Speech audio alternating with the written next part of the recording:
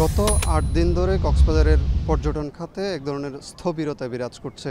Hotel রেস্তোরাঁগুলোতে অনেকটা অলস সময় কাটাচ্ছেন কর্মচারীরা এবং আমরা দেখেছি যে এখানকার হোটেল মোটেল জোনের যে সড়কগুলো রয়েছে, কক্সবাজার শহরের যে প্রবেশ মুখ রয়েছে সেখানে কিন্তু একদম ফাঁকা রয়েছে পর্যটক না থাকার কারণে। এবং এখানকার যে ব্যবসা বাণিজ্য সবখানেই কিন্তু একটা বলা যায় যে স্থবিরতা বিরাজ করছে। এই মুহূর্তে সৈকতের চিত্রটা যদি একটু দেখাই, আজকে ছুটির দিন, তারপরেও কিন্তু এখানে পর্যটকদের যে সমাগম সেটি কিন্তু একেবারেই কম রয়েছে। এবং এখানে যে সৈকতের যে ছাতা চেয়ারগুলো রয়েছে সেগুলোও কিন্তু আমরা দেখছি যে সেখানে পর্যটকের উপস্থিতি নেই। এবং এখানকার যে বিচ বাইকগুলো রয়েছে সেগুলোও কিন্তু এখানে অলসভাবে পড়ে আছে এবং এখানকার যে চালকরা তারা কিন্তু কখন পর্যটক আসবেন সেই অপেক্ষায় আসলে রয়েছেন। এবং এখানে দেখা যাচ্ছে যে সারিবদ্ধভাবে এই বিচ বাইকগুলো রাখা হয়েছে এবং সৈকতের যে এর পেছনেই যে সৈকতের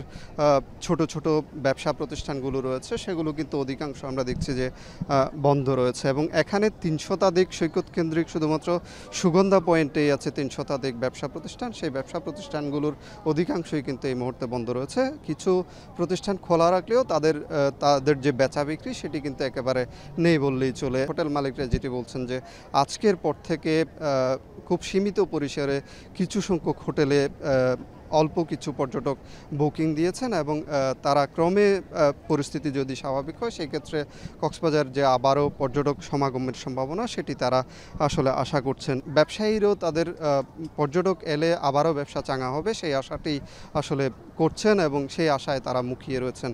কক্সবাজার থেকে এই ছিল আমার কাছে সবশেষ।